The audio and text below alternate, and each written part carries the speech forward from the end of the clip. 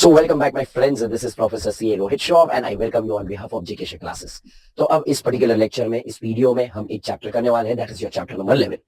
My friends, यहाँ पे efforts comparatively कम है, रिवॉर्ड्स बहुत ज्यादा है. चैप्टर का weightage is as good as 8 to 10 marks. ठीक है, तो हम ये चैप्टर के ऊपर अच्छे एफर्ट्स डालेंगे. विल मेक श्योर कि हम यहाँ पे हमारे पूरे के पूरे 8 से 10 मार्क को क्या कर ले, सिक्योर कर ले. So without wasting any time, let us jump on to the main topic, that is chapter number 11, ethics and terms of audit engagement. तो यहाँ पे मल्टीपल टॉपिक्स है.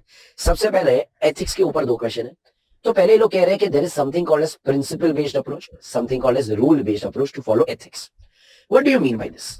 देखो, वो लोग कहते हैं कि भाई देखो, what do you mean by ethics? Ethics मतलब जो सही है, ठीक है, मॉरली जो सही है. बट लेकिन एथिक्स काफी बार रूल्स में लिखा होता है, लॉ में लिखा होता है कि तुमने ये किया तो एथिकल, ये नहीं किया तो नॉट एथिकल. फॉर एग्जाम्पल, समझो कंपनीज एक्ट में लिखा है, अब तुमने पढ़ा भी होगा कि भाई वहां पे अगर मेरे रिलेटिव के पास अगर शेयर्स है तो मैं डिस्क्वालीफाइड हो जाऊंगा, पर मेरे रिलेटिव अप टू ₹1 लाख के फेस वैल्यू के शेयर्स होल्ड कर सकते हैं. अगर हम कंपनीज एक्ट में जाए, कंपनीज एक्ट के रिलेटिव में क्या लिखा हुआ है कि कौन कौन मेरे रिलेटिव है. फॉर एग्जाम्पल, सबसे पहले कौन आता है? Members of HUF. फिर कौन आता है? फादर, मदर, ब्रदर, सिस्टर, सन. ठीक है, फिर इसके बाद यहाँ पे ये सारे जो लोग हैं, वो लोग के अपने को क्या दे दिए? स्टेप भी, मतलब step father is also relative, step mother भी रिलेटिव, स्टेप ब्रदर भी रिलेटिव, स्टेप सिस्टर भी रिलेटिव, स्टेप सन भी रिलेटिव. फिर उसके बाद डॉटर.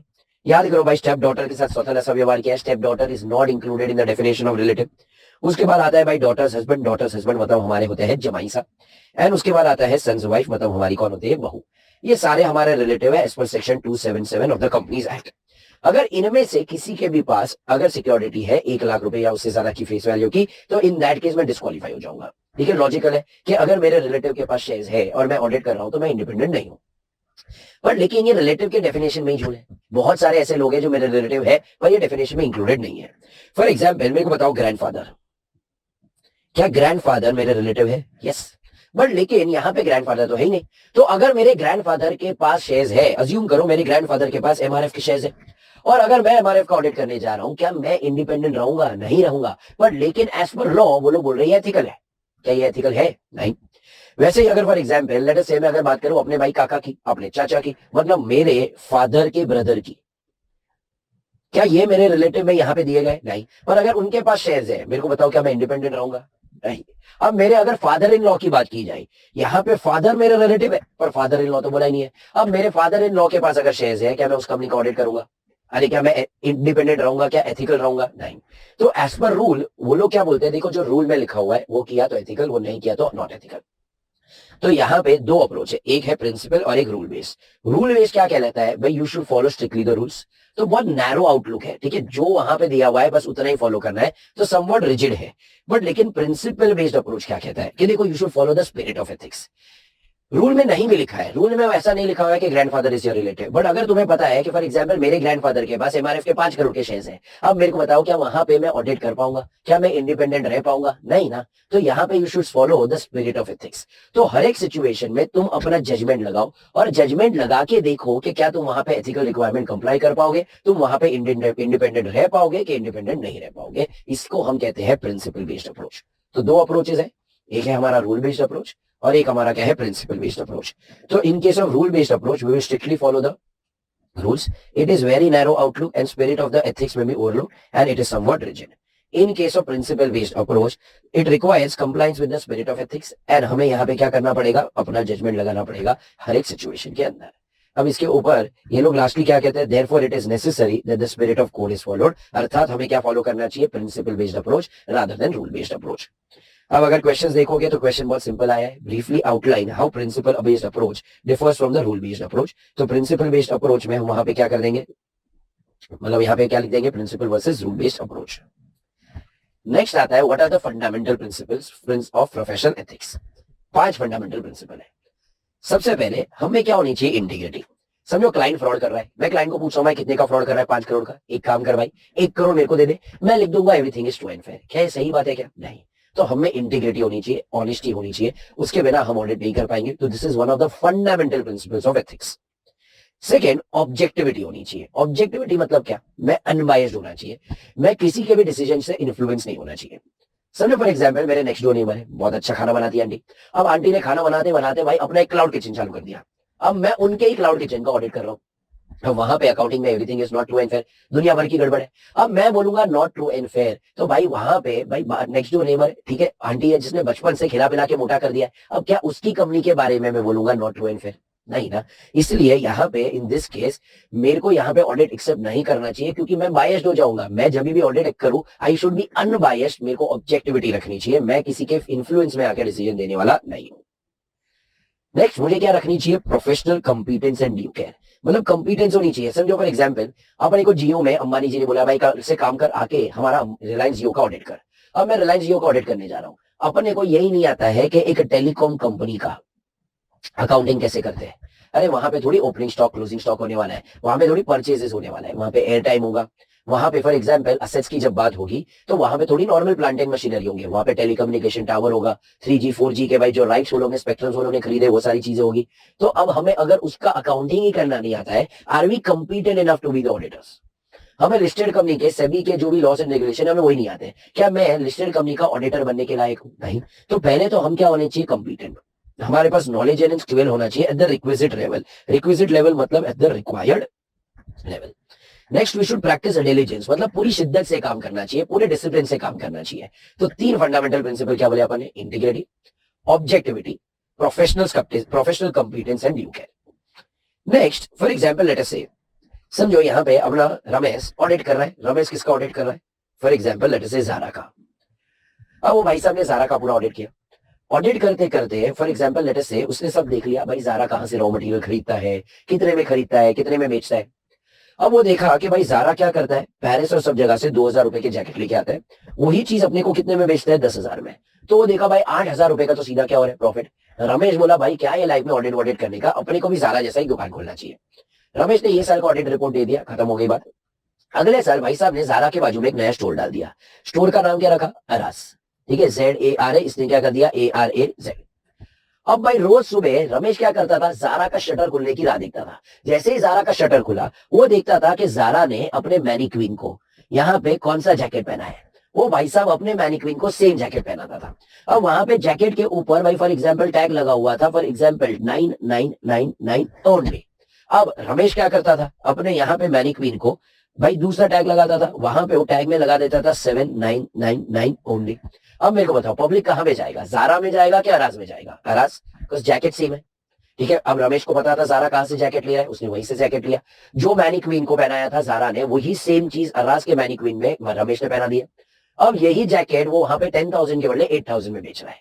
पब्लिक कहां पे जाएगा? ज़ारा में जाएगा कि अराज में जाएगा? अराज में जाएगा। धीरे धीरे ज़ारा का शटर हमेशा के लिए क्या हो जाएगा? डाउन। क्या ये हम कर सकते हैं क्या? नहीं। Why? Because there is something called as confidentiality. We should not disclose the information to the third party without the proper authority. तो पहला हमने क्या बोला? हमें क्या होनी चाहिए? इंटीग्रिटी। फिर क्या बोला अपन ने? Objectivity, professional competence and due care, and lastly क्या होनी चाहिए? कॉन्फिडेंशियलिटी। नेक्स्ट जो लोग बोले भाई क्या होना चाहिए? Professional behaviour. समझो मैनेजमेंट में तो यूपी इलाहाबाद बैंक का क्या कर रहा था? ऑडिट कर रहा था।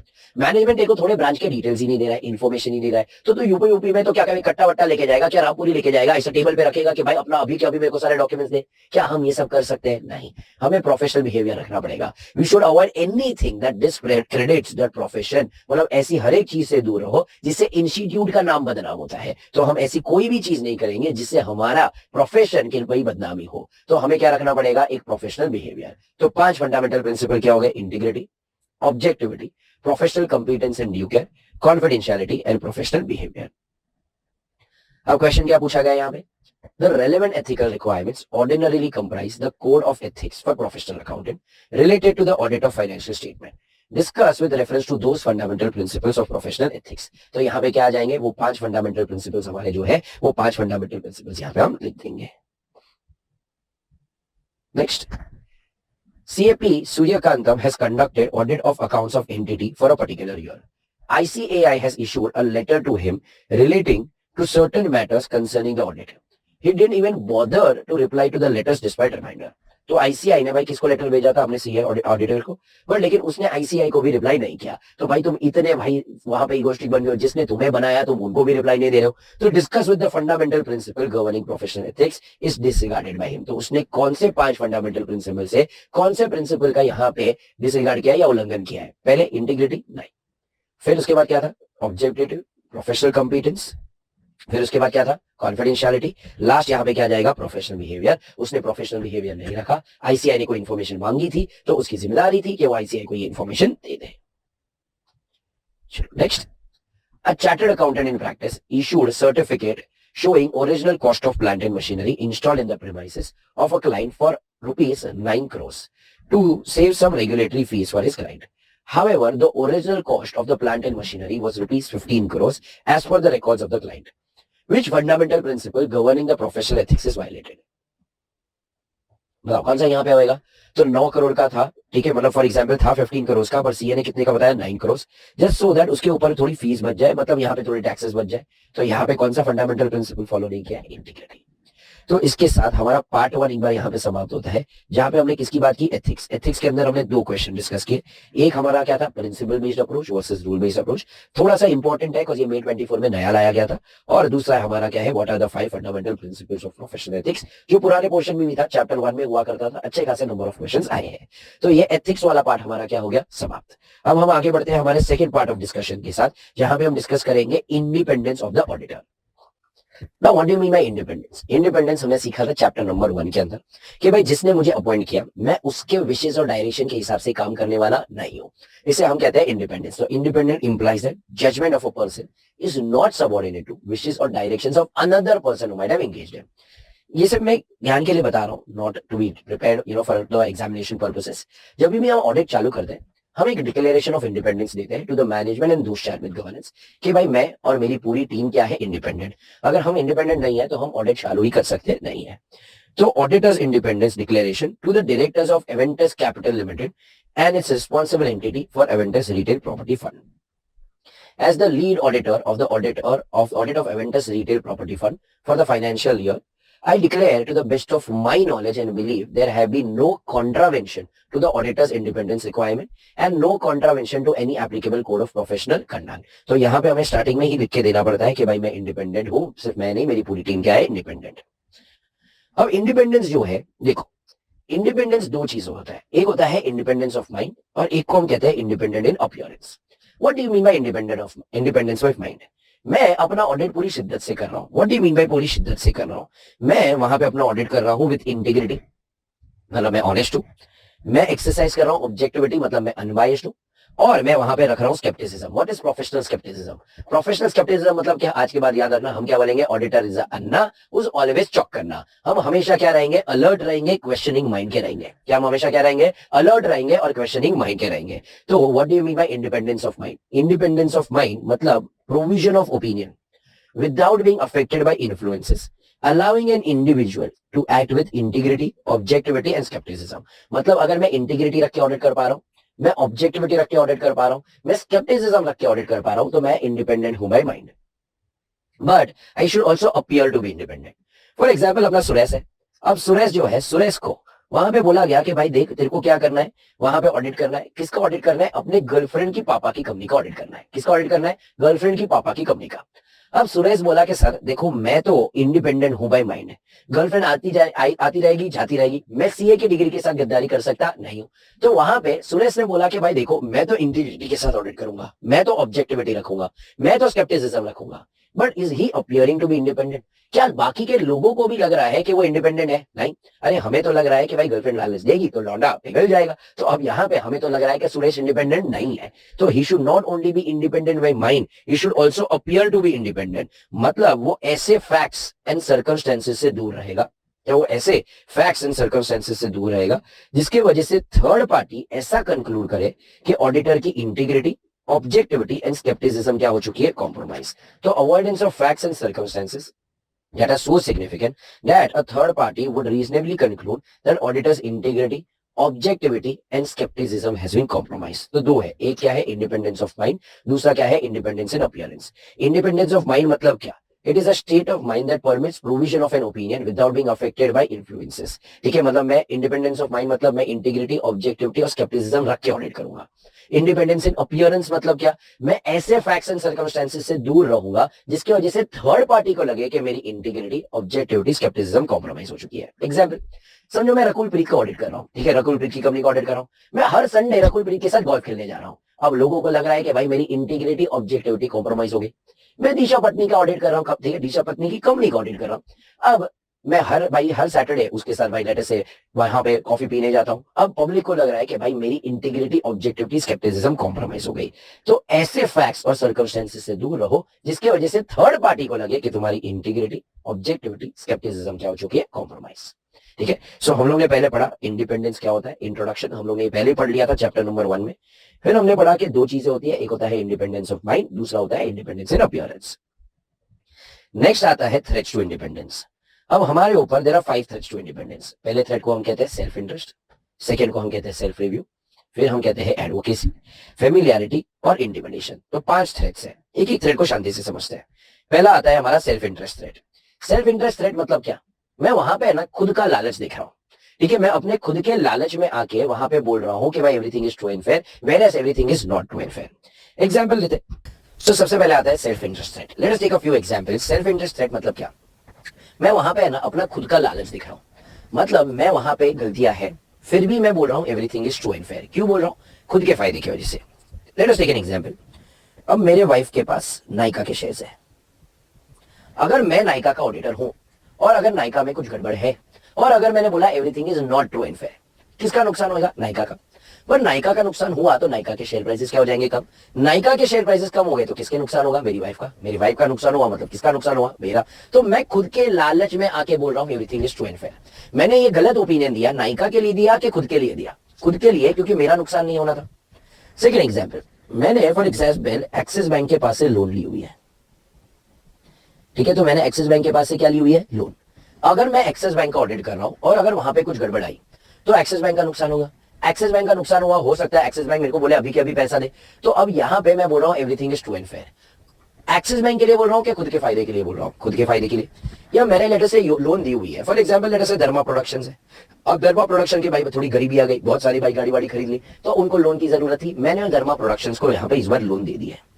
अब मैं धर्मा प्रोडक्शन का ऑडिट कर रहा हूं, मुझे पता है everything is not true and fair. But जैसे ही मैं बोलूंगा not true and fair, Dharma production को नुकसान होगा, उनको नुकसान हुआ तो हो सकता है they may not be in a position to repay my loan. अब वो लोग लोन नहीं रीपे करेंगे तो नुकसान किसका होगा, मेरा। तो यहां पे मैं अपने लालच की वजह से बोल रहा हूं everything is true and fair. ठीक है, तो ये हमारा वापस क्या हो गया, self interest threat. Let us से फॉर एग्जांपल मैं एक ही क्लाइंट का ऑडिट कर रहा हूं। फॉर एग्जाम्पल मैं सिर्फ और सिर्फ कोटक बैंक का ऑडिट कर रहा हूँ। कोटक बैंक मेरे को 5 करोड़ पे करता है ऑडिट करने के लिए। मैं 5 करोड़ में संतुष्ट हूँ भाई, मेरे को और ज्यादा मुंह माया नहीं है। मैं बोला भाई लाइफ में बस एक ऑडिट करने का, फिर कैरम मानू, जूस पे मानू, मत जानी लाइफ। अब मैं कोटक बैंक का ऑडिट करते करते पता चला everything is not true and fair. अगर मैं बोल देता हूँ not true and fair, adverse opinion, बहुत बुरी हालत है, हो सकता है कोटक बैंक बंद हो जाए। अब वो बंद हो जाए ठीक है, पर मेरे पास भी तो एक ही क्लाइंट है। अब ये क्लाइंट चला जाएगा तो भाई दूसरा क्लाइंट कहां से आएगा जो मेरे को 5 करोड़ देगा। अब यहाँ पे ये भाई बोले ना सोने का अंडा देने वाली मुर्गी है, अब यही मुर्गी चली गई तो भाई मेरा धंधा कैसे चलेगा। तो मैं कोटक बैंक के लिए नहीं, खुद के लालच की वजह से बोल रहा हूँ everything is true and fair. Late us से भाई अपनी दिशा पत्नी है। दिशा पत्नी का कैल्विन क्लाइन के साथ एक बिजनेस रिलेशनशिप है। लेट अस अज्यूम अपनी दिशा पत्नी इज आल्सो चार्टर्ड अकाउंटेंट। अब वो कैल्विन क्लाइन की क्या है, एक ब्रांड एम्बेसडर। अब अगर दिशा पत्नी ही कैल्विन क्लाइन का क्या कर रही है, ऑडिट, और अगर उसे वहां पे पता चला everything is not true and fair, अगर वो बोलेगी नॉट ट्रू एंड फेयर, तो भाई दिशा पत्नी को कैल्विन क्लाइन क्या बोलेगा, हम तेरे को ब्रांड एम्बेसडर से निकाल देंगे, हम कियारा को लेके आएंगे, आलिया भट्ट को लेके आएंगे, पर तेरे को नहीं रहने देंगे। अब दिशा पत्नी बोल रही है भाई यहाँ पे ब्रांड एम्बेसडरशिप से अच्छा खासा पैसा कमा रही हूँ, मैं लिख देती हूँ everything is true and fair, because लिखा नॉट ट्रू एंड फेयर तो ये लोग मेरे को निकाल देंगे। तो यहाँ पे वापस दिशा पत्नी ने अपने खुद के लालच की वजह से बोला। या लेटर से मेरे को फ्यूचर में कोई एम्प्लॉयमेंट दिया गया है, समझो मैं वहां पे महिंद्रा एंड महिंद्रा में ऑडिट कर रहा था। महिंद्रा एंड महिंद्रा में भाई वहां पे आनंद महिंद्रा जी आके बोले कि भाई तो कितना कमाता है ऑडिट करके। मैं बोला भाई 2 करोड़। वो बोलता है एक काम कर, अगले साल तू मेरे कंपनी का सीएफओ बन जा, बहुत अच्छा काम करता है, मैं तेरे को वहां पे कितना दूंगा भाई, 4 करोड़। सिर्फ 4 करोड़ नहीं भाई, मैं तेरे को साथ ही साथ क्या दे दूंगा, थार दे दूंगा। थार सुनते ही भाई लौंडा पिघल गया। मैं बोला ठीक है भाई, अगले साल आपके यहाँ पे क्या बन जाऊंगा, सीएफओ। पर ये साल ऑडिट करते करते पता चला कि महिंद्रा एंड महिंद्रा में everything is not true and fair. मैं बोलूंगा नॉट ट्रू एंड फेयर तो क्या होगा, भाई ये साल कंपनी को नुकसान होगा। अब अगर मेरे बोलने की वजह से अगर उनको नुकसान हुआ है, क्या अगले साल वो मेरे को सीएफओ बनाएंगे? सीएफओ जाने दो, क्या अगले साल मेरे को थार देंगे? नहीं। इसलिए मैं ये साल बोल रहा हूँ everything is true and fair. मैंने महिंद्रा के लिए किया कि खुद के लालच की वजह से किया? खुद के लालच की वजह से। इसे हम कहते हैं सेल्फ इंटरेस्टेड। लेट्स से भाई विजय माल्या जी वापस इंडिया आ गए। विजय माल्या जी बोल रहे हैं कि भाई देखो मेरे को तो इंडिया में कोई लोन देने वाला नहीं है, तो एक अच्छा ऑडिट रिपोर्ट बना मेरी कंपनी का। तेरा रिपोर्ट जितना अच्छा होगा मेरे को उतना ज्यादा लोन मिलेगा। मेरे को जितना लोन मिला, मैं लोन के ऊपर 1% तेरे को क्या पे करूंगा? फीस। मतलब अगर मेरे को 100 करोड़ की लोन मिली तो फीस विल बी 1 करोड़। मेरे को 200 करोड़ की लोन मिली तो तेरी fees will be 2 crore. 500 crore की मिली तो भाई 5 करोड़ एंड सो ऑन। अब मैंने ऑडिट किया, पता चला everything is not true and fair. मैं बोल दूंगा नॉट ट्रू एंड फेयर, तो उनको 100 करोड़ 200 करोड़ 500 करोड़ क्या एक फूटी कौड़ी की लोन नहीं मिलेगी? अरे उनको ना मिले जाने दो, मेरे को अपनी फीस नहीं मिलेगी, बिकॉज मेरी फीस किसके ऊपर डिपेंडेंट है? उनके लोन के ऊपर। तो it is contingent fees for the audit of engagement. तो ये सारे हमारे क्या हो गए? सेल्फ इंटरेस्ट थ्रेट के इंडिकेटर्स। अगर ये सारी चीजें हैं तो somewhere there is an indicator कि सेल्फ इंटरेस्ट थ्रेट हो सकता है। क्या सबको समझा सेल्फ इंटरेस्ट थ्रेट? ठीक है, moving ahead with the self review threat.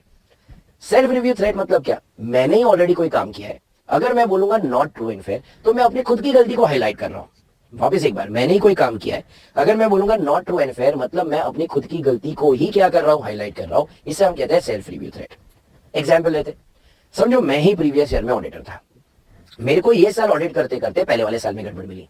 अगर मैं बोलता हूं कि everything is not true and fair, public बोलेगा भाई ये गलती ये साल की है कि प्रीवियस ईयर की है? प्रीवियस ईयर की है। मतलब वो लोग बोलेंगे तूने पहले वाले साल में अपना ऑडिट ढंग से किया हुआ नहीं था। अरे ये तो मैं खुद के पैर पे क्या कर रहा हूं? कुल्हाड़ी मार रहा हूं। तो यहां पे इसे हम कहते हैं self review threat. Let us से मैंने उनको कोई और नॉन ऑडिट एंगेजमेंट सर्विसेज दी थी। लेट अस से मैंने ही उनका फॉर एग्जांपल कोई मैनेजमेंट सर्विस दी थी, मैंने उनका इंटरनल ऑडिट किया था या कोई एडवाइजरी सर्विस दी थी। अब मेरे ही काम में अगर गलती आ रही है, फॉर एग्जांपल लेट अस से एल&टी का मैं ऑडिट कर रहा था, मैंने एल&टी को टैक्स कंसल्टेंसी दे दी। अब मेरे कहने के ऊपर वो लोग ने प्रोविजन फॉर टैक्स कर दिया 40 करोड़।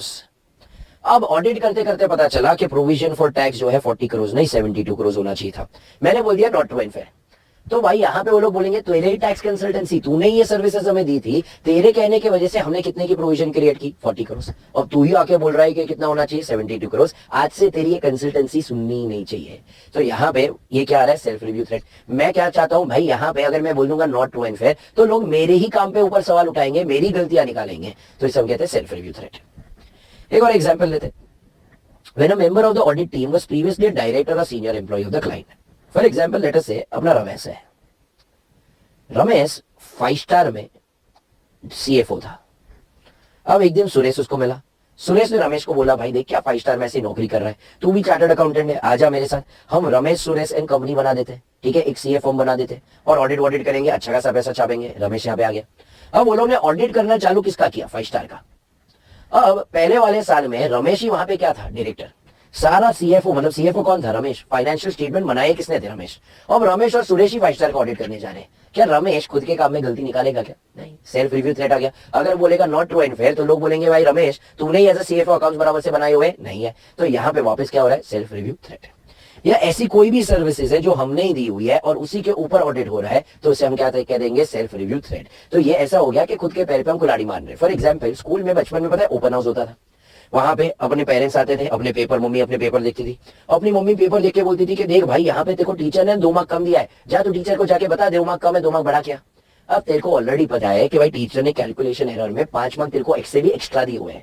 अब तू ये 2 मार्क को बढ़ाने जाएगा ना तो 2 मार्क बढ़ेंगे तो सही पर 5 मार्क कम हो जाएंगे। तो भाई यहाँ पे बढ़ने के बदले 3 मार्क इवेंचुअली कम हो जाएंगे। तो ये गलती उनको बताना कुछ फायदे की नहीं है, खुद के पैर पे कुल्हाड़ी मारोगे। ये इसे हम कहते हैं सेल्फ रिव्यू थ्रेट।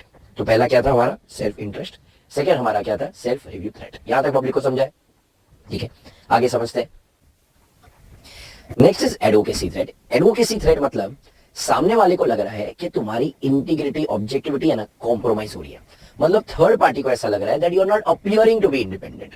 तो advocacy occurs when the auditor promotes और is perceived to promote the client. मतलब लोगों को लग रहा है मैं क्लाइंट को प्रमोट कर रहा हूं या I am perceived to promote, though भले मैं नहीं कर रहा हूं बट लोगों को ऐसा लग रहा है।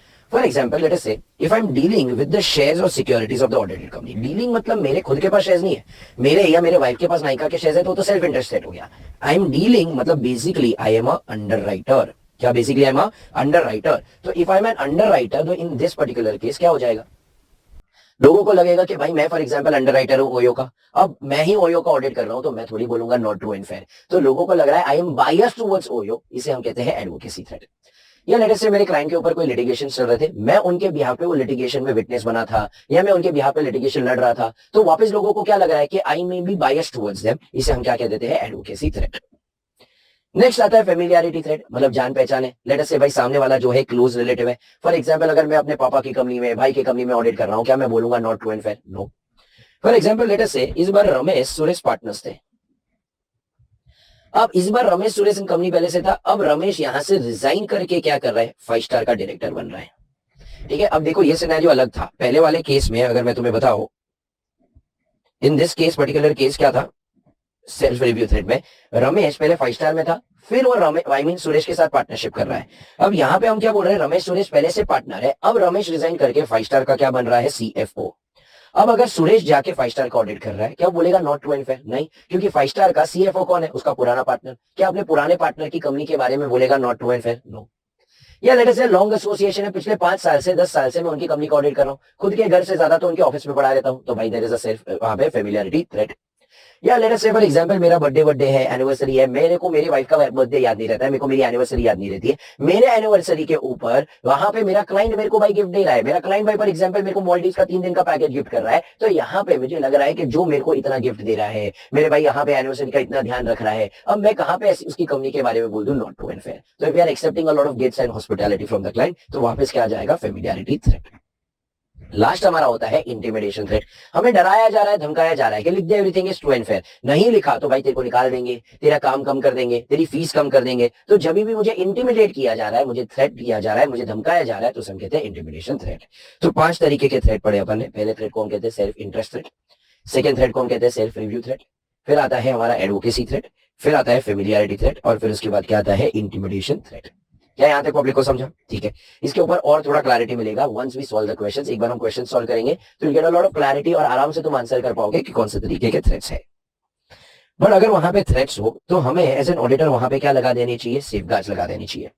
तो अब यहाँ पे सेफगार्ड्स लगाने के लिए आईसीआई ने हमें थोड़े गाइडिंग प्रिंसिपल्स दिए, हमें मार्गदर्शन दिया है, हमें भाई रास्ता बताया है कि किस तरीके से सेफगार्ड लगाओ। What do you mean bye safeguard? For example तुम्हारे कंप्यूटर में वायरस आता है, तुम एक एंटीवायरस इंस्टॉल करते हो कि वायरस तुम्हारे कंप्यूटर को अफेक्ट ना करे। वैसे ही अगर यहाँ पे तुम्हारे लाइफ में थ्रेट है तो तुम एक सेफगार्ड लगा रहे हो। Safeguard is kind of antivirus software. तो ये लोग बोल रहे हैं इंट्रोडक्शन पे कि लोगों का हमारे ऊपर कॉन्फिडेंस हो, इसके लिए बहुत जरूरी है कि हम क्या रहने चाहिए, इंडिपेंडेंट। अगर हम इंडिपेंडेंट नहीं है तो लोगों को हमारे रिपोर्ट के ऊपर भरोसा होने वाला नहीं है। So for the public to have confidence it is essential कि ऑडिटर वहां पे क्या होना चाहिए, इंडिपेंडेंट। इसलिए जरूरी है कि हम कोई भी काम उठाए उसके पहले हमें कॉन्शियसली देखना चाहिए कि वहां पे थ्रेट्स टू इंडिपेंडेंस है कि थ्रेट्स टू इंडिपेंडेंस नहीं है। तो before taking any work an auditor must consciously consider whether it involves threats to his independence. जब वहां पे थ्रेट्स टू इंडिपेंडेंस है तो उसे क्या करना चाहिए, desist from taking the task. What do you mean bye desist from taking the task? उसे अवॉइड करना चाहिए वहां पे वो टास्क लेने से, या तो वहां पे क्या लगा देने चाहिए, सेफगार्ड। वापस एक बार, लोगों को हमारे ऊपर कॉन्फिडेंस हो इसके लिए बहुत जरूरी है कि हम क्या रहने चाहिए, इंडिपेंडेंट। इसलिए हम कोई भी टास्क उठाए उसके पहले वहां पे हमें देखना चाहिए क्या थ्रेट्स टू इंडिपेंडेंस है। अगर थ्रेट्स टू इंडिपेंडेंस है तो हमें डेजिस्ट करना चाहिए, अवॉइड करना चाहिए, या तो सेफगार्ड लगानी चाहिए। कैसे सेफगार्ड लगा सकते हो? अगर मेरे पास या मेरे वाइफ के पास शेयर्स है, हम वो शेयर्स को बेच देंगे, ठीक है, तो वहां पे थ्रेट क्या हो जाएगा, कम। अगर फॉर एग्जाम्पल लेट अस से मैं वहां पे पहले से कोई कंसल्टेंसी दे रहा हूँ, सर्विसेज दे रहा हूँ, और मैं ऑडिट कर रहा हूँ, तो सेल्फ रिव्यू थ्रेट हो जाएगा, तो मैं क्या करूंगा, दूसरी सर्विसेज देना क्या कर दूंगा, बंद। तो इस तरीके से हमें सेफगार्ड लगाना चाहिए। बट अगर सेफगार्ड लगाना पॉसिबल नहीं है तो इन दैट केस हम ऑडिट एक्सेप्ट करने वाले नहीं है। तो if the auditor is unable to fully implement credible या adequate safeguard then he must not accept the work. क्या समझा सबको ये? सो ये हमारा क्या हो गया, सेफगार्ड्स टू इंडिपेंडेंस। तो इंडिपेंडेंस में हम लोग ने पहले पढ़ा इंट्रोडक्शन, फिर हम लोग ने पढ़ा कि भाई वहां पे 2 चीजें होती है, एक होता है independence of mind and independence in appearance. फिर हमने पढ़ा कि वहां पे 5 तरीके के थ्रेट्स टू इंडिपेंडेंस होते हैं, और लास्ट भी हम लोग ने पढ़ा कि हमें यहाँ पे क्या लगा देनी चाहिए, सेफगार्ड। उसके बिना हमें ऑडिट एक्सेप्ट करना नहीं चाहिए। सो क्विकली क्वेश्चंस देखते हैं इसके। तो independence of mind and independence in appearance are interlinked perspectives. तो यस बोथ आर इंटरलिंक्ड, तो यहाँ पे हमें लिखना पड़ेगा independence of mind versus independence in appearance. Next, C.A. Raman Gupta is offered appointment as auditor of a company. One of his distant uncles held some shares in the same company. Holding of such shares by a distant relative is not prohibited under the provisions of law, or does it affect his independence? Before he could accept the appointment, he received unfortunate news of death of his uncle, who had died without any children. He came to know that he was the nominee of the shares. ठीक है, तो भाई वहां पे सारे shares उनके नाम पे कर दिए गए. It landed him in a tricky situation. What should be the proper course of action? तो भाई in that case क्या करना चाहिए? सीए रमन गुप्ता को जो shares उनके नाम पे आदि उसको बेच देने चाहिए, और बेच के भाई वापस अपॉइंटमेंट एक्सेप्ट करना चाहे तो कर सकता है, कोई प्रॉब्लम नहीं है. A chartered accountant receives about 40% of his audit fees from a single client. Discuss how it could affect the independence of chartered accountant as auditor of his client. What are such types of threat? तो भाई 40% एक ही जन के पास से मिल रही है, तो ये क्या हो जाएगा? सेल्फ इंटरेस्ट थ्रेट, बिकॉज वो फीस के ऊपर वो डिपेंडेंट होगा. See, Murli Madhavan provides accounting and bookkeeping services to a leading NGO in the environmental protection work.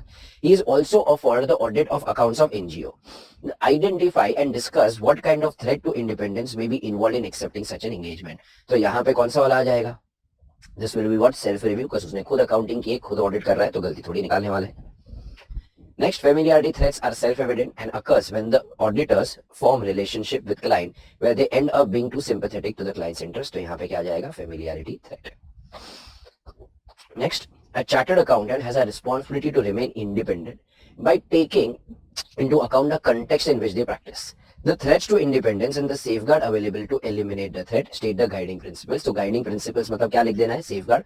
अगर तुम्हें safeguard का आंसर याद हो, safeguard के आंसर में सबसे पहला लाइन ही क्या था? These are the guiding principles. तो यहाँ पे safeguard वाला आंसर आ जाएगा. नेक्स्ट, ठीक है, दुनिया भर का बड़ा क्वेश्चन फ्रेम किया है, सब लिखने के बाद लाइन में पकाया गया है. Explain स्टेटिंग clearly the 5 types of threat. तो यहाँ पे क्या लिखा हो गया? 5 टाइप्स ऑफ थ्रेट. तो ये हमारा हो गया इंडिपेंडेंस का पार्ट. आगे बढ़ते हैं with SA210. What is SA210? Agreeing to the terms of audit engagement. तो भाई यहाँ पे इसके बारे में हम थोड़ा सा जिक्र कर चुके हैं चैप्टर नंबर 1 में. याद करो एक ऑडिटर और एक क्लाइंट का रिश्ता कैसे तय होता है. तो भाई फॉर एग्जांपल लेट अस से यहाँ पे एक्स लिमिटेड है, एक्स लिमिटेड और एबीसीएन कंपनी. एबीसीएन कंपनी जो है ये एक सीए फर्म है. एक्स लिमिटेड जो है वो क्या है? एक हमारी कंपनी. तो अब यहाँ पे इन दिस पर्टिकुलर केस सबसे पहले कंपनी के पास से क्या आएगी? इंक्वायरी आएगी. ठीक है, तो यहाँ पे इंक्वायरी आई. जैसे इंक्वायरी आएगी सीए फर्म क्या भेज देगी? सामने वाले को प्रपोजल. फिर दोनों जन मिलकर क्या डिस्कस करेंगे? Terms of engagement. जब मियां बीवी राजी तो क्या करेगा? काजी. तो यहाँ पे क्या करवा दी जाएगी? एंगेजमेंट. तो ऑडिटर भेजेगा लेटर ऑफ एंगेजमेंट और क्लाइंट सामने से भेजेगा लेटर ऑफ अपॉइंटमेंट. तो इस तरीके से एक क्लाइंट और ऑडिटर का रिश्ता तय होता है. पर लेकिन जब भी वो दोनों डिस्कस कर रहे हैं टर्म्स ऑफ एंगेजमेंट, तो टर्म्स ऑफ एंगेजमेंट डिस्कस करते वक्त ऑडिटर बोलेगा भाई देख मेरी 2 ऐसी कंडीशन है जिधर अपन झुकेगा नहीं. क्या भाई? मेरी 2 ऐसी कंडीशन है जिधर अपन झुकेगा नहीं. कौन सी है वो 2 कंडीशन? सबसे पहले determine whether the financial reporting framework is acceptable और नॉट. हम देखना चाहते हैं कि फाइनेंशियल रिपोर्टिंग फ्रेमवर्क एक्सेप्टेबल है कि एक्सेप्टेबल नहीं है. अगर फाइनेंशियल रिपोर्टिंग फ्रेमवर्क ही एक्सेप्टेबल नहीं है तो मैं ऑडिट एक्सेप्ट करने वाला नहीं हूं. Second, I will obtain an agreement from the management regarding what? Responsibilities for preparation of financial statement, internal control, to provide auditor with access to information, access to additional information and unrestricted access to persons within the entity. तो मैं management को बोल रहा हूँ लिखित में दो, financial statement तुम बनाओगे, इंटरनल कंट्रोल बनाने की जिम्मेदारी तुम्हारी. तुम ऑडिटर को क्या दोगे? Info, access to additional info and unrestricted access to persons within the entity. मतलब मैं एंटिटी में जिससे जो भी पूछताछ करना चाहूं वो पूछताछ कर सकता हूं, कोई प्रॉब्लम नहीं है. अगर ये प्री कंडीशंस प्रेजेंट नहीं है तो मैं ऑडिट एक्सेप्ट कर सकता नहीं हूं. तो if the preconditions are not present do not accept the audit. इसे हम क्या कहते हैं? Preconditions. अब जब मैं सामने वाले को एंगेजमेंट लेटर भेजूंगा, एंगेजमेंट लेटर में मैं क्या क्या लिख के भेजूंगा? मैं वहां पे क्या लिख के भेजूंगा? फोरम. एफ से identification of the applicable financial reporting framework. ठीक है, कि एएफआरएफ क्या कहता है, ठीक है, मतलब कौन सा एएफआरएफ एप्लीकेबल है. फिर उसके बाद हमारा ऑब्जेक्टिव एंड स्कोप क्या है. ठीक है, ऑब्जेक्टिव क्या होता है हम स्टार्टिंग में पढ़ चुके हैं. स्कोप में क्या क्या इंक्लूड होगा, क्या क्या एक्सक्लूड होगा. मैं reference to the expected form and content, तो मैं उनको एक रेफरेंस दूंगा कि मेरा रिपोर्ट का फॉर्मेट क्या होगा, मेरा रिपोर्ट का कंटेंट क्या होगा. और ये रिपोर्ट कौन सा होगा? एसए 700 वाला, वेयर एवरीथिंग इज 12 है. तो I give a reference to the form and content. मैं उनको ये भी बता दूंगा कि देयर में भी सर्कमस्टेंसेस जहां पे द रिपोर्ट में differ from its expected form and content. तो मैं उनको वहां पे सबसे पहले क्या बता रहा हूं कि फाइनेंशियल रिपोर्टिंग फ्रेमवर्क क्या होगा, ऑब्जेक्टिव एंड स्कोप क्या है, reference to the expected form and content. फिर उसके बाद मैं बताऊंगा मेरी जिम्मेदारी क्या है और मैनेजमेंट की जिम्मेदारी क्या है. ये सारे कंटेंट हो जाएंगे एंगेजमेंट लेटर के. अब काफी बार if the law and regulation prescribes in sufficient details the terms of audit engagement, Auditor need not record them in a written agreement, except for the fact that such law and regulation applies and management acknowledges and understand the responsibility. तो अगर law में already लिखा हुआ है मेरी क्या जिम्मेदारी है, इसको रिटर्न अग्रीमेंट में नहीं डालने की जरूरत है, ठीक है, अनलेस मतलब प्रोवाइडेड लॉ एप्लीकेबल हो रहा है तुमको. फॉर एग्जाम्पल लेट अस से कंपनीज एक्ट के अंदर लिखा हुआ है कि what is the responsibility of auditor and management. Hypothetical example, अब मैं एक सोल प्रोप्राइटर का ऑडिट कर रहा हूं. अब सोल प्रोप्राइटर को क्या कंपनीज एक्ट एप्लीकेबल है? नहीं. तो मैं ऐसा नहीं बोल सकता कि हमारे रिस्पांसिबिलिटीज वहां पे कंपनीज एक्ट में लिखी हुई है. अरे तेरे को तो वो एक्ट एप्लीकेबल ही नहीं है ना, तो तेरे को पहले वो एक्ट एप्लीकेबल होना चाहिए. और मैनेजमेंट एक्नॉलेज मतलब एक्सेप्ट कर रहा है और मान रहा है कि उनकी क्या जिम्मेदारी है, तो वहां पे अगर लॉ में लिखा हुआ है तो अलग से लिखित में लेने की कोई जरूरत नहीं है. अब मैनेजमेंट के ऊपर लिमिटेशन हो सकता है 3 कारण की वजह से. पहले, circumstances beyond the control of entity. ठीक है, स्टॉक फॉर एग्जांपल यूक्रेन में पड़ा हुआ है, मेरे को बताओ क्या जान पे जोखिम में लेके यहां से यूक्रेन जाएंगे क्या? नहीं. रोहित श्रॉफ है अपन, टाइगर श्रॉफ है क्या? नहीं. तो भाई इन दिस पर्टिकुलर केस क्या हम कुछ कर सकते हैं क्या? नहीं. तो अब यहाँ पे मैं जान पे जोखिम लेके जा सकता नहीं हूँ. अब एंटिटी भी यहाँ पे कुछ कर सकता नहीं है. Second, nature and the time of audit procedure. मतलब वहां पे टाइम नहीं है. फॉर एग्जाम्पल ऑडिट करने पहले Ramesh was the auditor, report देने के 10 दिन पहले भगवान को प्यारा हो गया. अब सुरेश आके ज्यादा कुछ कर पाएगा क्या? नहीं. कुछ यहाँ पे क्या नहीं है? टाइम. पर हमें प्रॉब्लम किससे लेना देना है? जब हमारे ऊपर लिमिटेशन डाला गया मैनेजमेंट से. हम ये दोनों की भी बात करेंगे और आगे के चैप्टर्स में. अभी फिलहाल हम किससे लेना देना रखते हैं? Wherever the limitation is imposed by the management. तो अगर मैनेजमेंट ने मेरे ऊपर लोसा डाला, मैनेजमेंट और टीसीडब्ल्यूजी मेरे ऊपर रिस्ट्रिक्शन डाल रहे हैं, तो मैं इवेल्युएट करूंगा इसके पॉसिबल इफेक्ट क्या हो सकता है. अगर मेरे को लग रहा है कि इसके वजह से मुझे अपना ओपिनियन डिस्क्लेम करना पड़ेगा. What do you mean by disclaim? ये हम चैप्टर 8 में डिटेल में सीखेंगे. But what is disclaiming an opinion? यहाँ पे मेरे पास साइन नहीं है. ठीक है, अगर मेरे पास साइन नहीं है तो भाई क्या मैं कह सकता हूं कि सब कुछ सही है? क्या मैं कह सकता हूं सब कुछ गलत है? तो मैं गांधी जी का तीसरा बंदर बन जाऊंगा. मैं बोलूंगा मैं कुछ बोल सकता नहीं हूं, मैं कोई ओपिनियन ही नहीं देने वाला हूं. तो यहाँ पे अगर समझो लोसा है तो अगर मेरे को इसकी वजह से ओपिनियन डिस्क्लेम करना पड़ रहा है, I will not accept the appointment unless required by law. तो अगर मैनेजमेंट और टीसीडब्ल्यूजी ने लोसा डाला, मैं इवेल्युएट कर रहा हूं इसके पॉसिबल इफेक्ट्स क्या है. अगर मेरे को इसकी वजह से अपना ओपिनियन डिस्क्लेम करना पड़ रहा है तो मैं ये एक्सेप्ट नहीं करने वाला हूं unless it is required by law. Next, during the course of audit management कहता है चेंज करो टर्म्स ऑफ एंगेजमेंट. मुझे अपॉइंट किया गया था डीमार्ट के 200 सेंटर में. अब वो लोग बोल रहे हैं चेंज करो टर्म्स ऑफ एंगेजमेंट. तो मैं इंक्वायर करूंगा रीजंस क्या है. रीजन या तो वैलिड हो सकते हैं या तो क्या हो सकते हैं? इनवैलिड. वैलिड है, समझो मेरे को अपॉइंट किया गया था 200 सेंटर, वो लोग बोले 20 और सेंटर खोल दिए, अब 220 सेंटर है, तो बोलो भी 220 सेंटर का ऑडिट करो, मैं एक्सेप्ट करूंगा. बट अगर इनवैलिड है तो भाई यहाँ पे लेट अस से 200 में अपॉइंट किया गया था, बोले 20 में मत जाओ, सिर्फ 180 में जाओ. ये मुझे वैलिड नहीं लग रहा है. अब मेरे को लग रहा है जो भी सेंटर में नहीं जाने दे रहे वहां पे ही फ्रॉड होने के चांसेस है, तो I will not accept the change. तो अगर समझो मेरे को यहाँ पे एक्सेप्टेबल नहीं लग रहा है, क्या मैं चेंज एक्सेप्ट करूंगा? नहीं. पर मैनेजमेंट एंड टीसीडब्ल्यूजी लड़ के खड़ा हुआ है कि नहीं, हम तेरे को ओरिजिनल टर्म्स के साथ आगे बढ़ने देने वाले नहीं है. तो ये तो मेरे ऊपर रोजा हो गया. और मेरे को बताओ क्या कोई भी इंसान रोजा तोड़ता है क्या? नहीं. तो इन दिस केस हम क्या करेंगे? चले जाएंगे, विड्रॉ कर लेंगे. बट क्या एक रूठी हुई गर्लफ्रेंड की तरह चले जाएंगे? नहीं. हम जाएंगे after fulfilling the legal obligation. याद करो कंपनीज एक्ट में तुमने पढ़ा है कि हमें EDT4 भरना पड़ेगा और सब कुछ करना पड़ेगा, तो वो सारी चीजें यहाँ पे करेंगे. अब एक बार के लिए आपको जो नोट्स दी गई है उसमें से ये जो रीजनेबल जस्टिफिकेशन है उसके एक बार रीजंस पढ़ लेना. वो मैं यहाँ पे डिटेल में कवर नहीं कर रहा हूँ. जिसके पास अगर समझो एक्सेस है डैशबोर्ड का, उस पर जाके ये डिटेल आंसर देख सकता है. जिसके पास नहीं है और नहीं समझ रहा है तो you can post the doubt, और in case if you are still not able to understand, ये चैप्टर अब जाके बाई कर सकते हो. ठीक है, तो इसके ऊपर वहां पे अगर देखोगे तो देयर आर 3 नोट्स. एक बार शांति से पढ़ना, बिकॉज इसको क्विक तरीके से समरी में से हम उड़ा सकते नहीं है. ठीक है, moving ahead with the next point. अब ऑडिटर अगर तुम्हें पता होगा कितने साल के लिए अपॉइंट होता है? 1 साल के लिए अपॉइंट होता है कि 5 साल के लिए? अब उसके बाद वापस अपॉइंट किया जा रहा है, इसे हम कहेंगे रिकरिंग ऑडिट. तो रिकरिंग ऑडिट में क्या हमें हर साल वापस टर्म्स ऑफ एंगेजमेंट डिस्कस करने की जरूरत है? नहीं. पर मोरॉन्स के केस में करना पड़ेगा. कौन होते हैं ये मोरॉन्स? एम से entity misunderstands the objective in scope. Entity समझ रहा नहीं है, एंटिटी मिसअंडरस्टैंड कर रहा है. कि एंटिटी क्या कर रहा है? मिसअंडरस्टैंड कर रहा है कि मेरा ऑब्जेक्टिव इन स्कोप क्या है. तो ये साल तो जैसे तैसे ऑडिट कर लिया, पर हम नेक्स्ट ईयर सोच रहे हैं कि भाई यहाँ पे कंफ्यूजन नहीं चाहिए, हम ये मिसअंडरस्टैंडिंग को दूर करना चाहते हैं. There is a significant change in the ownership. भाई वहां पे मेरी ओनरशिप क्या हो रही है? चेंज. मतलब फॉर एग्जाम्पल लेट अस से सिग्निफिकेंट ओनरशिप, पहले वहां पे फ्यूचर ग्रुप में कौन थे ओनर्स? किशोर बियानी जी. अब अगर तुम्हें पता हो कि किसने को बेच दिया गया? मुकेश अंबानी जी को. तो अब यहाँ पे मुकेश अंबानी जी क्या करेंगे? वापस हमसे एक्सपेक्ट करेंगे कि हम टर्म्स ऑफ एंगेजमेंट डिस्कस करें. तो ओनरशिप चेंज हो गई है, तो we will discuss the terms of engagement. There is a change in the regulatory requirement, या कोई रिपोर्ट की रिक्वायरमेंट चेंज हो गई है, या तो नेचर एंड साइज. पहले जोमेटो में अपॉइंट किया गया था. जोमेटो एक चौड़ी सी कंपनी थी, एक अनलिस्टेड कंपनी थी, जहां पे सिर्फ रेस्टोरेंट्स लिस्ट होती थी. अब डिलीवरी बिजनेस में आ गया, नेचर भी चेंज हो गया, साइज भी चेंज हो गया, हम वापस डिस्कस करेंगे. There is a recent change in the senior management. For example पहले वहां पे कौन था, रमेश, सुरेश, कमलेश, पर अब वहां पे वो जाके कौन आ चुकता है, गीता, बबीता, सीता। गीता, बबीता, सीता को तो पता ही नहीं है पुराने टर्म्स ऑफ एंगेजमेंट क्या है, तो हम वापस एक बार उनके साथ क्या करेंगे, डिस्कस करेंगे। तो ये हमारा क्या हो गया, SA210। ठीक है, इसके क्वेश्चंस भी एक बार I will suggest please PDF से शांति से बैठ के सारे क्वेश्चंस गो थ्रू करो। A lot of question and it was a very very important topic. Next आता है professional scepticism. What is professional scepticism? Professional scepticism मतलब ऑडिटर इज अ अन्ना हु इज ऑलवेज चौकन्ना। क्या बोलेंगे अपन, ऑडिटर इज अ अन्ना हु इज ऑलवेज चौकन्ना। तो अपना अन्ना हमेशा क्या रहेगा, अलर्ट रहेगा, क्वेश्चनिंग माइंड का रहेगा। तो ऑडिटर को अलर्ट रहना चाहिए, क्वेश्चनिंग माइंड का रहना चाहिए, हर एक एविडेंस का क्या करना चाहिए, क्रिटिकल असेसमेंट। तो professional scepticism refers to an attitude that includes questioning mind, being alert to condition which may indicate possible misstatement due to fraud or error, and a critical assessment of audit evidence. इसे हम क्या कहते हैं, professional scepticism.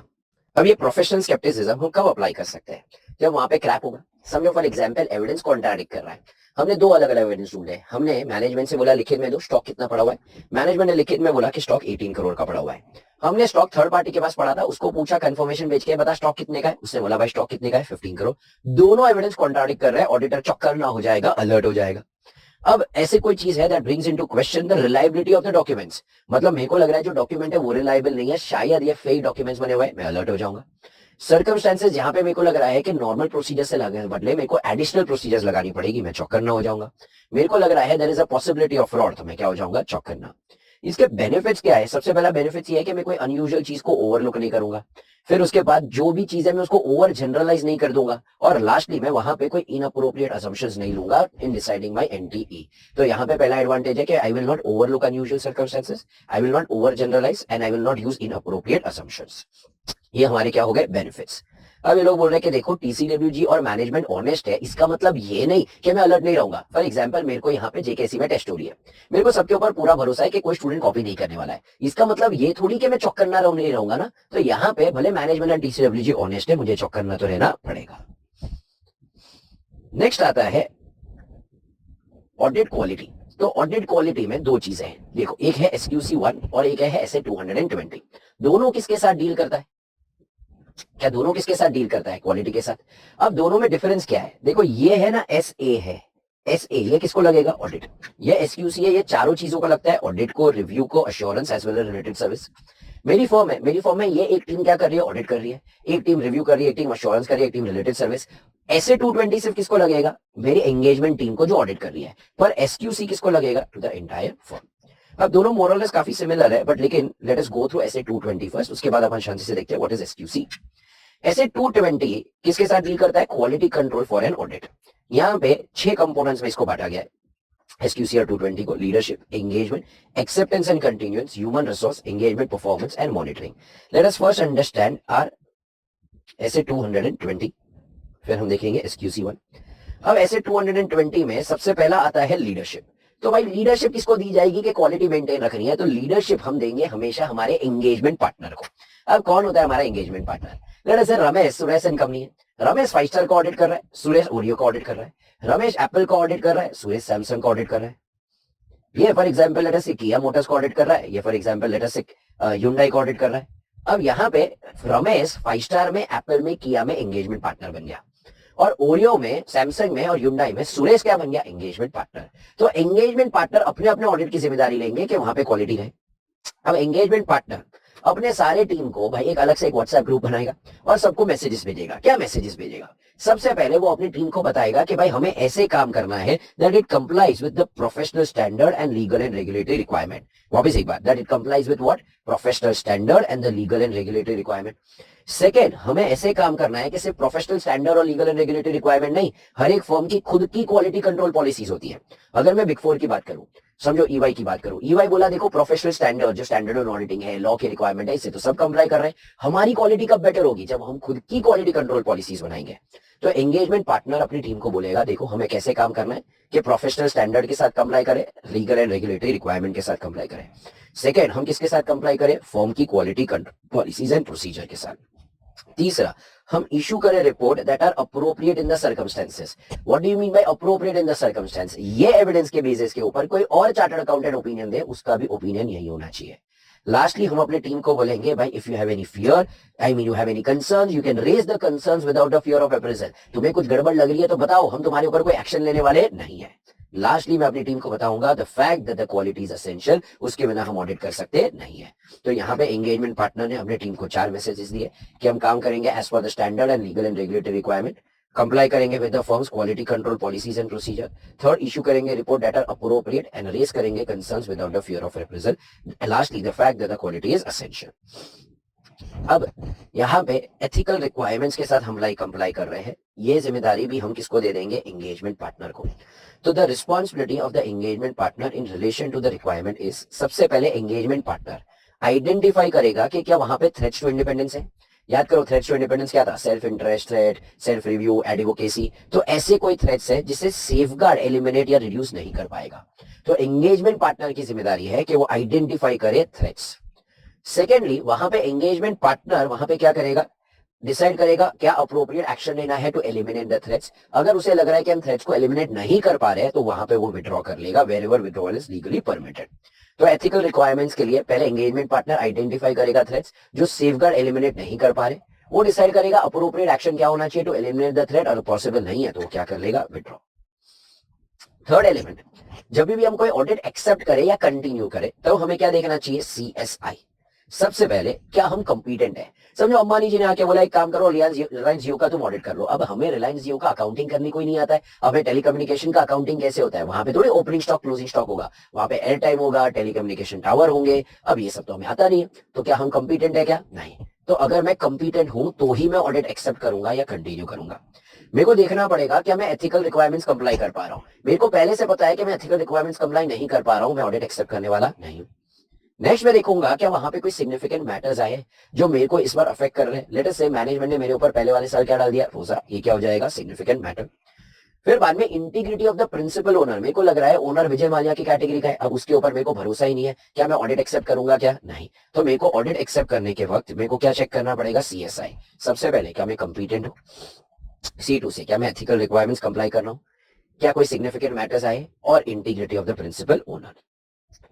Next वहां पे मैं जब अपनी टीम सेलेक्ट करूंगा, मैं टीम सेलेक्ट करते वक्त क्या देखूंगा कि उन्हें प्रोफेशनल स्टैंडर्ड आने चाहिए, लीगल एंड रेगुलेटरी रिक्वायरमेंट आने चाहिए। देखो अगर उन्हें को यही नहीं आता है क्या वो लोग ऑडिट ढंग से कर पाएंगे। याद करो हम सबसे पहले एंगेजमेंट पार्टनर अपनी टीम को क्या बता रहा था कि भाई काम किसके हिसाब से करना है, professional standard and legal and regulatory requirement. अगर मेरी टीम को professional standard and legal and regulatory requirement ही नहीं आ रहे हैं तो क्या मैं उसका काम यूज कर पाऊंगा, नहीं। तो यहाँ पे will have to make sure कि जो एंगेजमेंट पार्टनर है उसका टीम और जो भी एक्सपर्ट है क्या उनके पास मिला के कंपीटेंस है, क्या उनके पास मिला के उनके पास एक्सपीरियंस है कि वो professional standard and legal and regulatory requirement के हिसाब से काम कर सके।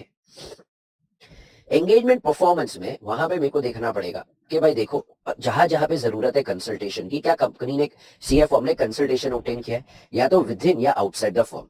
अब यहाँ पे जो लिस्टेड एंटिटी है वहां पे हम क्या ले सकते हैं, क्या कर सकते हैं, एक किसको अपॉइंट कर सकते हैं, EQCR। EQCR बेसिकली एक मॉनिटर होता है, अंदर वाला बंदा ही होता है, बाहर वाला कोई बंदे की जरूरत नहीं है, जो मॉनिटर करेगा कि सब बराबर से हो रहा है कि नहीं। तो for audit of listed entities and those engagements if any for which the firm has determined EQCR is required, तो एंगेजमेंट पार्टनर की जिम्मेदारी होगी ये देखना कि क्या EQCR को अपॉइंट किया गया है। सेकेंड वहां पे कोई सिग्निफिकेंट मैटर्स आए तो सिग्निफिकेंट मैटर किसके साथ डिस्कस करेगा, EQCR के साथ। अब देखो लेट अस से रमेश सुरेशन कंपनी था, रमेश 5 स्टार को ऑडिट कर रहा था, तो 5 स्टार में हम सुरेश को क्या बना सकते हैं, EQCR, engagement quality control reviewer. वो आके सिर्फ रिव्यू करेगा कि काम बराबर से हो रहा है कि नहीं। तो यहाँ पे एंगेजमेंट पार्टनर की जिम्मेदारी है ये देखना कि क्या EQCR अपॉइंट किया गया, उसके साथ क्या डिस्कस करना, सिग्निफिकेंट मैटर्स। अगर समझो वहां पे वो लोगों के बीच में जब तक ये नहीं कंप्लीट होता, जब तक EQCR कंप्लीट नहीं होता तब तक हम रिपोर्ट का डेट दे सकते नहीं है। तो not date the report until the completion of EQCR, मतलब एंगेजमेंट क्वालिटी कंट्रोल रिव्यू जब तक कंप्लीट नहीं हुआ तब तक मैं अपना रिपोर्ट दे सकता नहीं हूं।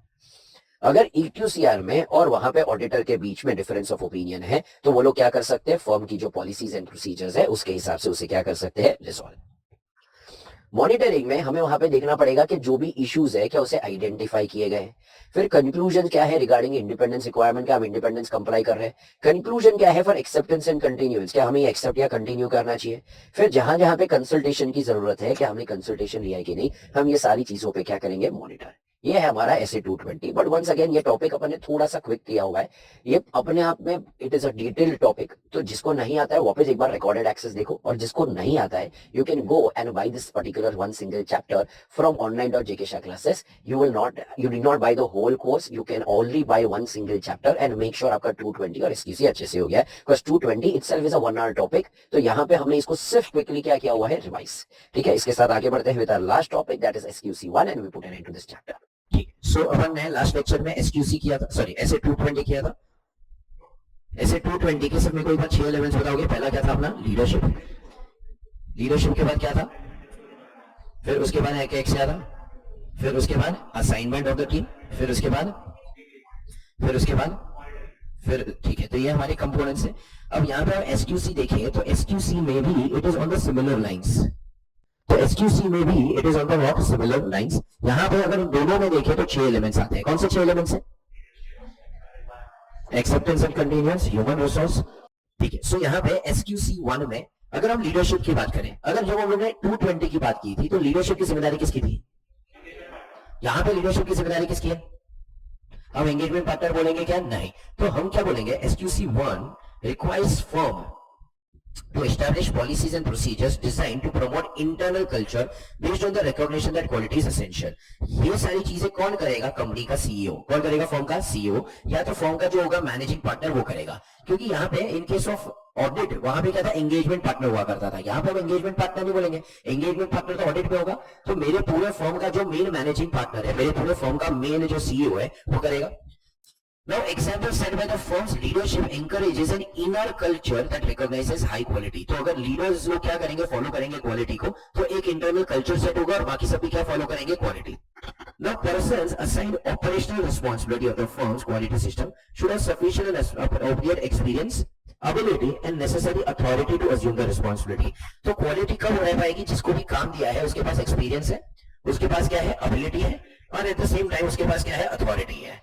बढ़े आगे चलो। सो यहाँ पे हम लोग क्या बोला, फॉर्म जो रहेगा अपनी पॉलिसीज बनाएगा, वहां पे वो लोग हम उनको बता देंगे क्वालिटी एसेंशियल है। फॉर्म का जो सीईओ है, मैनेजिंग पार्टनर है, ही विल टेक केयर।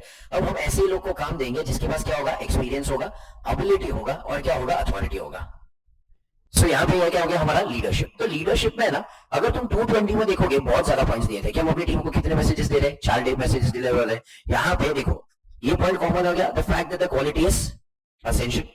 फिर बाद में वहां पे एंगेजमेंट पार्टनर के बदले यहाँ पे हम लोग ने किसको बोल दिया, सीईओ या तो मैनेजिंग पार्टनर। फिर बाद में वो लोग क्या करेंगे, एग्जाम्पल सेट करेंगे कि ये लीडरशिप होगी तो एक इनर कल्चर बनेगा, और हम ऐसे लोगों को काम देंगे जिसके पास क्या होगा, experience, ability and the necessary authority. फिर आता है एथिकल रिक्वायरमेंट्स। देखो एथिकल रिक्वायरमेंट हम यही चैप्टर के स्टार्ट में पढ़ चुके थे। 5 फंडामेंटल रिक्वायरमेंट थी, integrity, objectivity, competence, due care, confidentiality and professional behaviour. तो independence is also one of the requirement. तो यहाँ पे आप द फर्म शुड एस्टैब्लिश, देखो यहाँ पे वर्ड एंगेजमेंट पार्टनर नहीं आ रहा है, यहाँ पे वर्ड क्या आता रहेगा, फर्म। तो यहाँ पे firm should establish policies and procedures designed to provide reasonable assurance. तो यहाँ पे किसकी जिम्मेदारी होगी, फर्म की। अब यहाँ पे लोग क्या बोल रहे हैं, the firm should establish policies and procedures designed to provide reasonable assurance that the firm's personal and expert maintain independence. तो उन्हें पॉलिसीज बनानी चाहिए ये देखने के लिए कि फर्म क्या मेंटेन कर रही है, इंडिपेंडेंस। कम्युनिकेट क्या करो, इंडिपेंडेंस रिक्वायरमेंट विद पर्सनल, क्या कम्युनिकेट करोगे, तो हम अपने पूरी फॉर्म को बताएंगे कि इंडिपेंडेंस की रिक्वायरमेंट क्या है। फिर बाद में आइडेंटिफाई करो एंड इवैल्यूएट करो थ्रेट्स टू इंडिपेंडेंस। फिर बाद में take appropriate action to eliminate it, और अगर पॉसिबल नहीं है तो फिर इन दैट केस हमें क्या करना चाहिए, विड्रॉ। अब तुम जाके जो हम लोगों ने किसका पढ़ा था, एथिकल रिक्वायरमेंट्स 220 का, वो जाके पढ़ो। वहां पे हम लोगों ने क्या बोला था, किसकी जिम्मेदारी है, एंगेजमेंट पार्टनर। हम यहाँ पे क्या बोलेंगे, फॉर्म करेगा। देखो यहाँ पे भी क्या बोल रहे थे, आइडेंटिफाई क्या करो, थ्रेट्स। यहाँ पे क्या बोल रहे थे, इसे एलिमिनेट करो। यहाँ पे तो क्या करो, विड्रॉ। क्या यहाँ पे एथिकल रिक्वायरमेंट्स में सेम पॉइंट्स लिखे हुए हैं, पॉलिसीज बनाओ, पर लेकिन पॉलिसीज क्या बनाएगा, फॉर्म। फिर आइडेंटिफाई करो क्या वहां पे क्या है, थ्रेट्स टू इंडिपेंडेंस, उसे एलिमिनेट करो, नहीं पॉसिबल है तो क्या कर लो, विड्रॉ। तो तुम वहां पे जो 220 वाले पॉइंट्स है, सेम 220 वाले पॉइंट्स को भी यहाँ पे क्या कर सकते हो, ऐड। तो यहाँ पे डिफरेंस क्या हुआ, पहले तो हम लोग ने बोला 5 फंडामेंटल प्रिंसिपल्स क्या है, फिर उसके बाद जो वहां पे एथिकल रिक्वायरमेंट पे पॉइंट है, एक्जैक्टली सेम पॉइंट्स यहाँ पे हम लिख सकते हैं। ठीक है, यहाँ पे हम लोग क्या बोलेंगे, एटलीस्ट एनुअली। ठीक है, ये पॉइंट इंपॉर्टेंट है MCQ point of view. Should obtain written confirmation of compliance with policies and procedure and independence from all personal. मतलब हमारे ऑर्गेनाइजेशन में जितने भी लोग काम कर रहे हैं, सबसे साल भर में एक बार लिखित में लेना चाहिए कि हम एथिकल रिक्वायरमेंट के साथ क्या कर रहे हैं, कंप्लाई। नेक्स्ट हम लोग बोल रहे हैं एक्सेप्टेंस एंड कंटिन्यूएंस। याद करो वहां पे हमने एक्सेप्टेंस एंड कंटिन्यूएंस में क्या बोला था, याद है सीएसआई। सी से क्या बोला था, हम कंपिटेंट है, कंप्लाई कर रहे होते एथिकल रिक्वायरमेंट। फिर एस से क्या था, सिग्निफिकेंट मैटर। यहाँ पे सिग्निफिकेंट मैटर नहीं दिया है और क्या दे दिया है, इंटीग्रिटी। तो क्या मैं कह सकता हूँ एग्जैक्टली वही से ये पॉइंट्स है। अब नेक्स्ट अलग बोल रहे हैं विद रिगार्ड टू इंटीग्रिटी, क्या with regard to matters that the firm considers are, मतलब मेरे को जब उनकी इंटीग्रिटी इवैल्यूएट करनी है तो मैं क्या देखेगा, बवाल। क्या देखेगा मैं, बवाल। सबसे पहले बी से उनका बिजनेस रेपुटेशन क्या है, उनकी बिजनेस प्रैक्टिसेस क्या है, ठीक है, उनका रेपुटेशन क्या है, मार्केट में नाम कितना अच्छा है कितना बुरा है, बिजनेस प्रैक्टिसेस क्या है, वो लोग आए दिन ऐसा ही काम कर रहे हैं जिसकी वजह से भाई नाम खराब हो, उनके एटीट्यूड कैसे है, क्या उनके ऊपर कोई हमें लग रहा है इंडिकेशन है कि वो लोग मनी लॉन्ड्रिंग कर रहे हैं। मनी लॉन्ड्रिंग मतलब क्या, ब्लैक का क्या कर रहे हैं, व्हाइट। फिर बाद में वो लोग कितने अग्रेसिव है in maintaining the firm's fees low as possible, उनको सिर्फ यही चाहिए कि भाई जो ऑडिटर का पैसा है ना, वो ऑडिटर का पैसा कम होना चाहिए, तो हमें उनकी इंटीग्रिटी के ऊपर भरोसा नहीं है। The reasons for the proposed appointment and non-reappointment of the previous firm, तो क्यों पहले वाले फॉर्म को निकाल रहे हैं और क्यों हमें अपॉइंट कर रहे हैं, तो हमें उसके बारे में भी जानना है। फिर उसके बाद reasons for the proposed appointment of the firm and a non-reappointment of the previous firm, and lastly क्या वहां पे क्या डाला गया है, limitation on scope। ठीक है, सो ये सारी चीजों से हमें क्या पता चलेगी, उनकी इंटीग्रिटी। मार्क कर लो सारे लोग।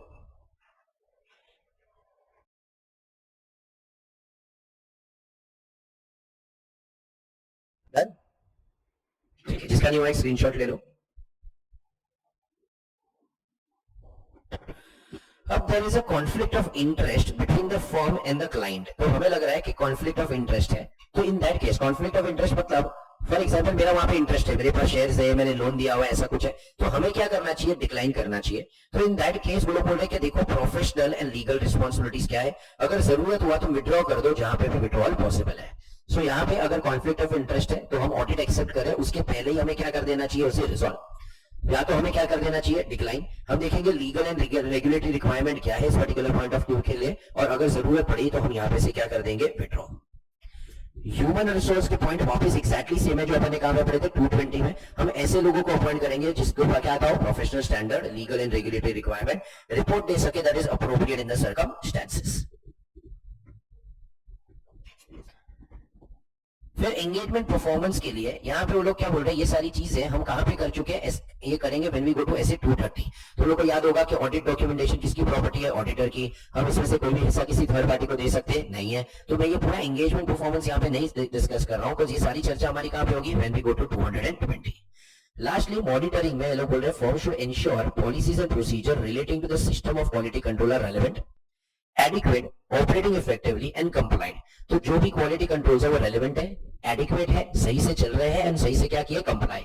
सच policies and procedure should include ongoing consideration and evaluation, मतलब ऑनगोइंग कंसिडरेशन मतलब जैसे जैसे काम होते जाता है इवैल्यूएट करते रहो कि बराबर से हो रहा है कि नहीं, या तो एक पीरियोडिक स्पेशल इंस्पेक्शन जिसके हम अलग से एक इंटरनल ऑडिट करवा सकते हैं क्वार्टरली या सेमी एनुअली या तो एनुअल बेसिस के ऊपर। ये हमारा क्या होता है, मॉनिटरिंग। क्या होता है हमारा ये, मॉनिटरिंग। अब यहाँ पे ना पॉइंट्स अगर तुम ये वाले याद नहीं आते हैं, हम 220 के भी थोड़े बहुत पॉइंट्स लिख के आ सकते हैं। किसके पॉइंट्स लिख के आ सकते हैं, 220 से डिफरेंस क्या है, जब एसक्यूसी पूछा जाएगा तुम ऑडिट वर्क का जिक्र ही नहीं करोगे, क्या इसका जिक्र करोगे, फर्म का। तो एग्जाम पॉइंट ऑफ व्यू क्यों हम इसके ऊपर ज्यादा टाइम इन्वेस्ट नहीं कर रहे हैं, बिकॉज़ अगर तुम्हें 220 के पॉइंट याद आ रहे हैं, क्या वो सेम पॉइंट्स लिख के आ सकते हो क्या, यस। सिर्फ क्या ध्यान रखना है तुम्हें, किसका नाम यूज नहीं करोगे, ऑडिट वर्ड यूज नहीं करोगे, और क्या वर्ड यूज करोगे, फर्म, एंगेजमेंट पार्टनर जैसा वर्ड कहीं पे यूज करने वाले नहीं है। ठीक है, तो ये हमारा क्या हो गया finally chapter number 11। So we are done with what, chapter number 1, we are done with chapter number 11।